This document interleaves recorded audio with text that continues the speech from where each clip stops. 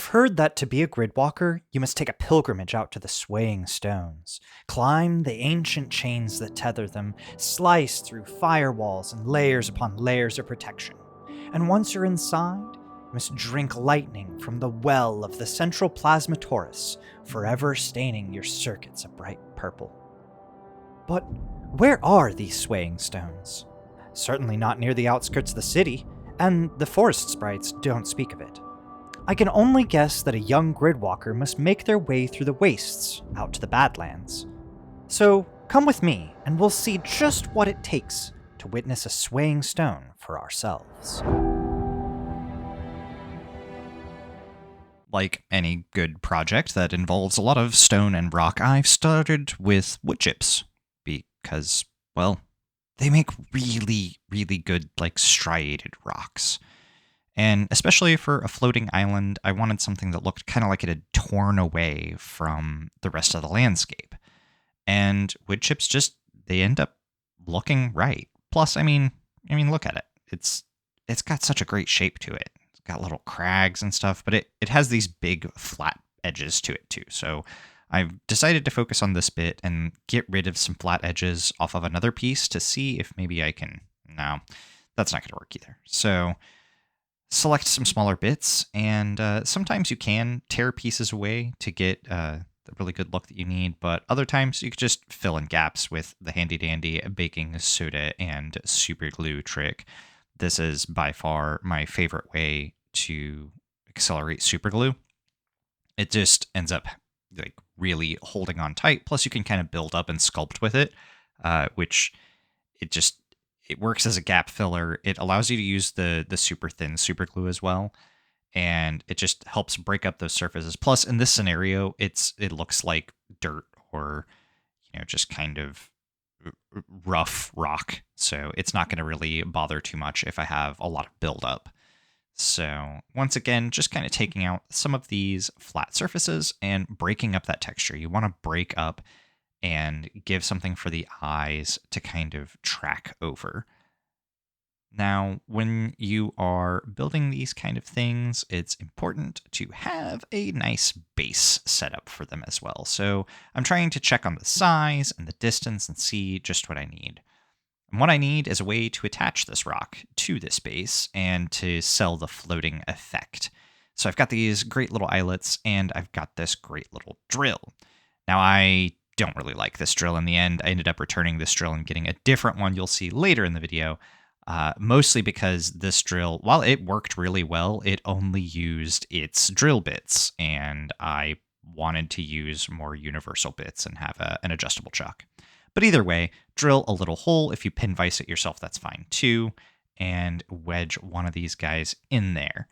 Finding locations for a couple more. Always plan your projects out in great detail, and then ignore all of your great detailed plans and drill a hole wherever it fits and scratch another one of these guys in. So finally, I wanted to get different angles on these because I wanted to kind of sell like symmetry but kind of chaos effect. I feel like this stone is I'm not sure if it's floating because of stuff done to it or if it was already floating and stuff was done to it to harness the floatingness of the rock. But in either case, we can split up some more rocks. We've got to build the terrain that this thing is from, so we might as well use the same material, right? But these just aren't really selling that vertical effect, so chap. And we can, there, now we have a nice flat surface. We can kind of make them pointy, and that sells the bottom crags kind of splitting off. And of course, spackling is a great glue and a great way to make muddy kind of terrain. It's a good way to just kind of squish everything on in there. And look at that. Now we just need to kind of blend the surfaces together, a little bit more spackle, just kind of wedge it on in wherever it's needed. It also works as a good kind of mud and build up. And that way we've kind of smoothed those rocks in. And again, just kind of trying to blend everything together. So we might as well also hit the big floating rock itself. That's going to give us some muddy, grassy level terrain. It's going to keep that end grain from being too weird, and it's going to help cover some of the mistakes and holes and just unsightly pieces, especially around where we have cut the holes for the eye hooks. And once we've got plenty of mud in there, we just need it to dry. And now you can see we've got the great kind of splatter effect in there. We've got some buildup, and we're starting to really unify these two pieces together. But we need a way to attach the rock to the ground. And I didn't want to use the same pins, so I thought I would try to make some of my own. This is just some armature wire and a bit of jewelry chain.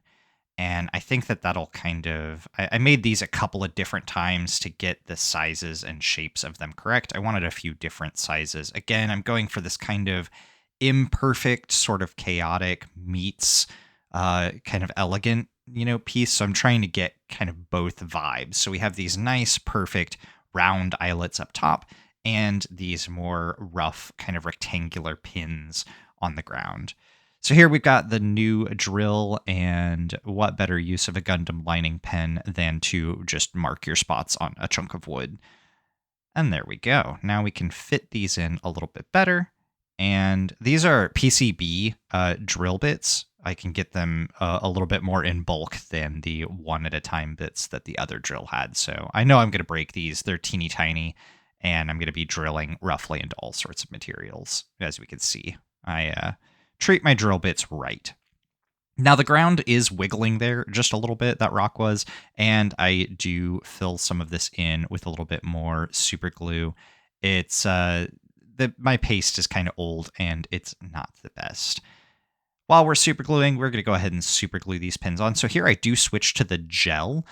Sometimes I like to use the gelled super glue because it gives me, in some spots, it allows me to kind of build up along with that baking soda there in ways that the thin glue will get into nooks and crannies, but sometimes the gel is good to kind of start that foundation off, especially I didn't have holes drilled for that one. I was just trying. Sometimes you got to try a few different, techniques.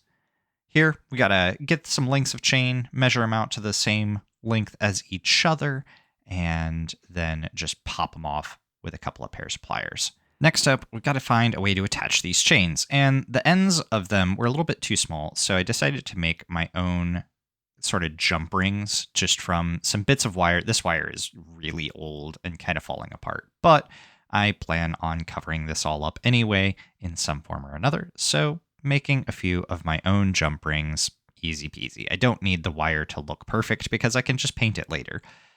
Once these are all attached, and, even if you chip off a little bit of your plaster, then it's just a matter of hanging the chains onto them and admiring your work. That aside, it's basically repeating the same process using a pair of round-nosed jewelry pliers to make new jump rings, getting them in place, having them fall off and wiggle and generally frustrate you, and then eventually you'll be able to dangle your chains and find a way to just get them just hold on for like 2 seconds. Once you have like one of these on, everything is just kind of hanging. But hey, it's hanging. It is hanging. It's done. And this is one of the happiest steps. At least this part of it is done. Now, of course, I didn't measure my chains, and I did want it to be kind of swaying. So I set the angle and used some really thin super glue. And then this is one of my favorite tricks. It is to set this glue. I let a little bit of it dry in place just to kind of hold, but I know that is not going to hold up to any sort of bumping or moving. So I need to reinforce these chains, and I do it with a mixture of baking soda and water. So this is basically my own Instaset. You could see the smoke kind of fire off as the chemical reaction hits. It's the same as just, powder coating it with a super fine coating of baking soda, and it fills in. You can see it fills in some of those chains. I don't want it to fill in all of them. But I do want to fill in a good chunk of that middle chain so that the super glue really has something to hold on to. So with just a few more drops of super glue, I feel like that's going to hold on really well. With that done, it's now time to decorate. So I like to trash bash some things. These are some really old kind of stylus pens, And I was hoping that there was going to be more in the like internal pen bits, but there really wasn't. So I salvaged just these kind of end nibs and the top of the pen. And I just, 3 is a great number. So let's find a way to attach these in. A 1/8 rod fit right into the inside of that. And I have a 1/8 drill bit. Of course, this drill now able to accept. I think it's a little bit shy of 1/8. I think it was metric, but still, this drill able to swap out the chuck to use larger drill bits. I can go back in with a pin vise or just a hand drill chuck, find some ways to set these rods in, and now we're moving. So I've got a pair of single bladed nippers. Cut these to size. Yes, okay. And once again, glue them in. Now here, I've got to let the little air bubble out and, just let that super glue right in. There we go. Perfect. Okay. Lastly, this pen top, it really did kind of sell, once again, that sort of elegant vibe. So it needs something to kind of keep it from looking just like a pen clip. So a few pieces of rod, a few bits of styrene, and we're going to be getting right on our way to making, if we cut it like a really sharp edge, yeah, now it's got that kind of sci-fi corporate tower sort of thing. This jewelry coil making tool is exactly what I need to make small chunks of springs and coiled wire. So once again, we're using that old wire, stretching it out, and cutting it to length. Now, getting it on here, I was hoping to have it be a little bit closer to the diameter I needed so I could slip on. I end up just having to kind of bend it and roughly mash it into place. But again, we're going for elegance meets chaos, so I think that this actually works out perfect. A little bit of super glue holds in place, and now we've got some kind of cool electrical tower or maybe some sort of office building. Who knows? It's, again, it's supposed to be a little bit brutalistic, a little bit natural, kind of combine these ideas together. The gel super glue also does a great job of kind of just sticking things together. Of course, it's glue, it's supposed to stick, but it gives it something to kind of hold on to so that while the glue dries, it can kind of hold steady. And I noticed that these rods they're sticking out a little bit too far. They're kind of taking away from the tower look. So I think that what we're going to do is just shorten them up. Yep, just a little bit. Get about half the length cut off, and that gives that kind of stepped look. Looks like they're kind of stuck in there without being too kind of egregious. Once those are all in, it's honestly looking pretty good. So we just need to kind of make all of the connections permanent, go over everything, and we're just about ready to paint.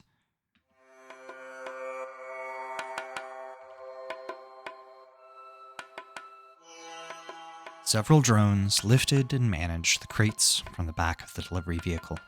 It was late when the warehouse was lit by dull work lights that flickered with age and disuse. The warehouse was nearly fully automated, so there wasn't a rest stop or a protein dispenser. No video feed, and the net around was encrypted. Private feeds with distance charges like these weren't something that he could afford, so the driver entertained the ramblings of a burned-out parts junkie.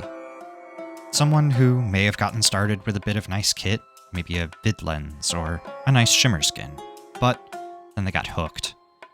Then, before they knew it, they were installing prefab subdermals from fast shops without vetting their sources. It's a quick way to catch disease from some unethically sourced second-hand part, or worse, a malcode that wipes it clean. This one sat slumped on the side of the building. One cybernetic arm was shorn off at the wrist, wrapped in an old rag soaked in oil. A cloak covered most of the rest of them. They weren't really begging for change or asking for drugs or stims. Instead, this poor sap was just rambling on about gridwalkers. Some legendary hacker person who could hijack a feed from the next state over, float around without an A-grav unit, and always covered in some sort of crackling static discharge. Just as likely to hack a corpo's tower as they were to tap into your neighbor's tree. Reality-bending shapeshifters whose souls returned from the old net itself. The trucker laughed. The wastes are one thing. There's a sense of familiarity in junkyards and discarded refuse at times past. Getting lost in scrap heaps is easy. There's always some critter that makes a home, a steel rafter for shade, discarded water processor, or food vending machine. Not to mention plenty of nature reclaiming her place all over. But the Badlands? There's nothing out there.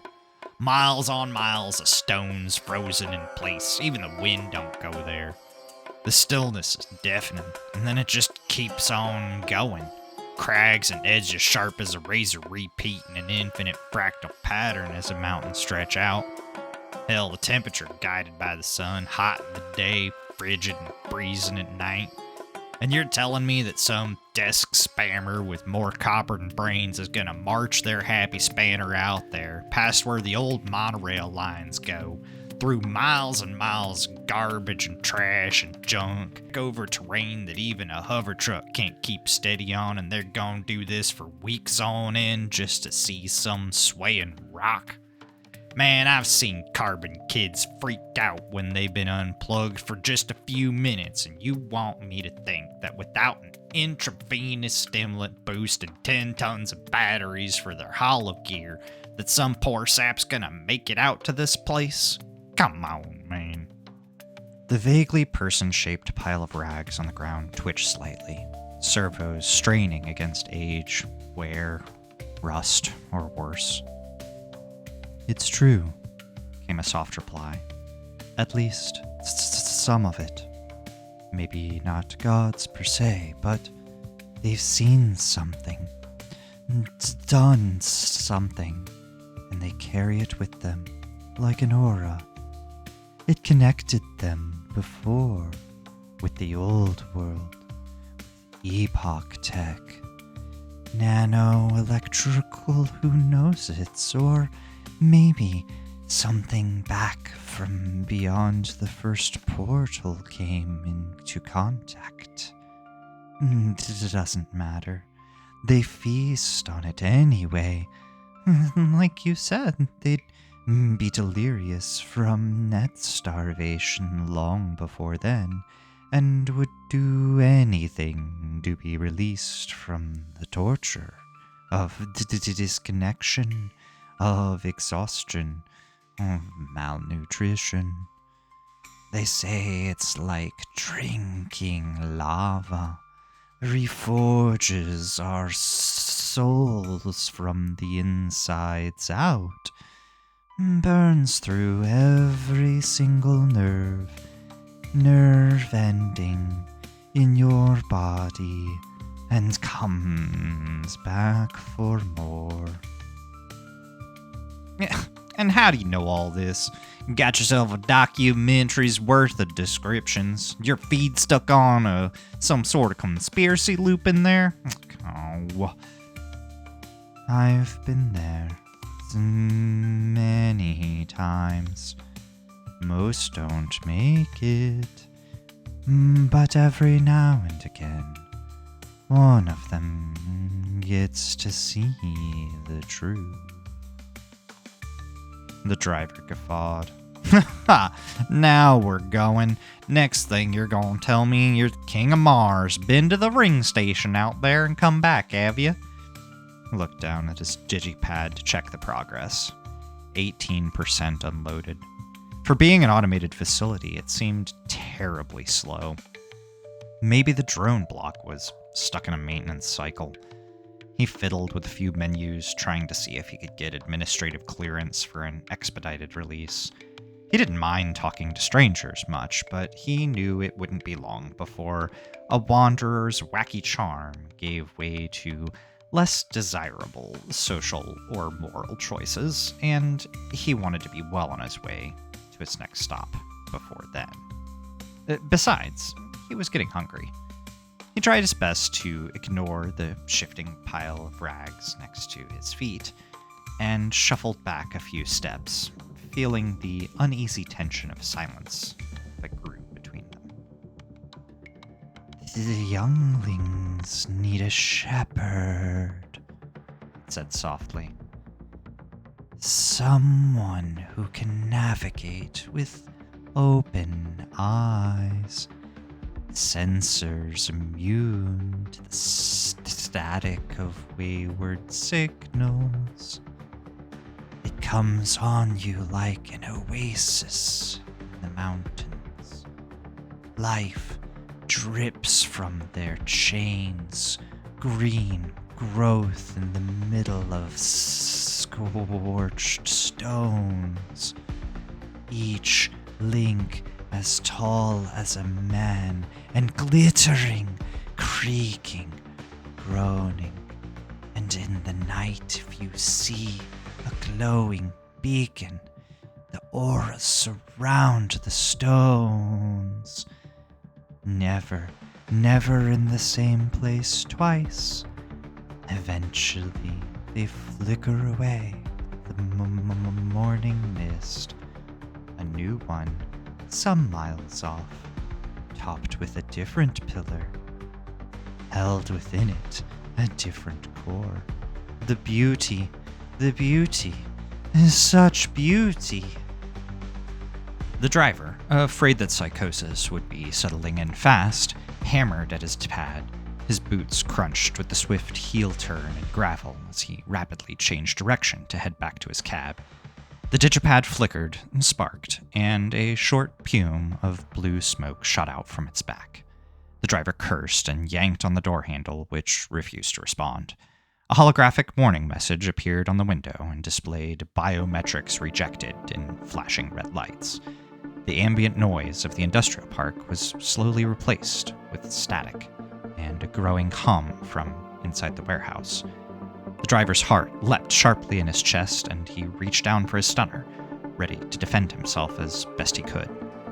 His hands shook as he slowly turned, ready to make way with whatever would come to him, and he looked and saw that the pile of rags was now scattered, just another mess in a back lot with no person, no junkie, no muttering psycho ready to scrap him for parts. Still anxious, he snapped left and right, trying to locate his would-be attacker, as the humming noise grew louder and electricity screeched through the air. Alarms on his truck briefly sounded off, a sudden klaxon of worried gadgets glitching out under sudden duress. Wind whipped past, and then a neon glow filled the air as a dozen maintenance drones, each with hover pads lit up a vibrant purple, lifted off from the warehouse.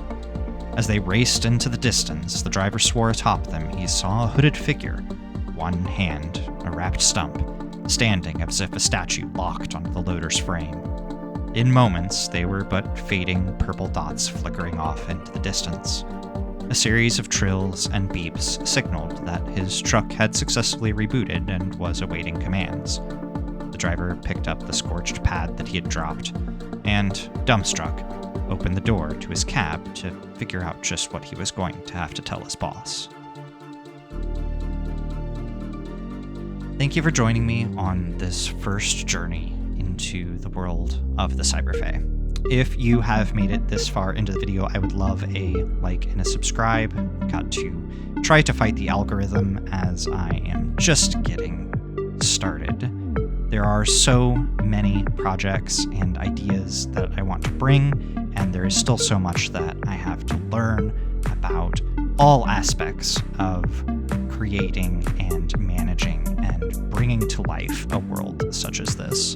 So if you've bared with me this far, I do appreciate it. Feel free to leave me a comment, and I hope that sometime soon I'll be bringing you another story, the world of the CVBRFAE.